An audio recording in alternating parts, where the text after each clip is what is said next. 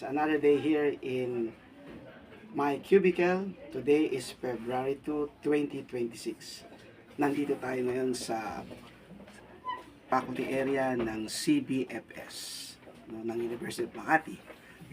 By the way, talking about CBFS, alam mo ba na ang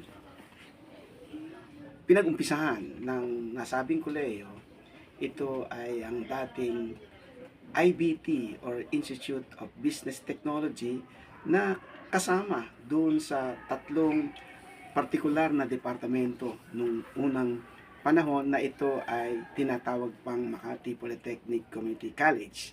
Yes, that's right. So, merong tatlong departamento nung panahon na yon, no?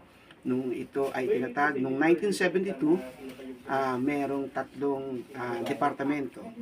Yung Technical High School, yung Institute of Business Technology, at yung Institute of Industrial Technology. So, meron lamang tatlong departamento ang nasabing eskwelahan na ngayon, kung titignan natin, ang eskwelahan natin ngayon, ang University of Makati ay napakarami ng kolehiyo, no?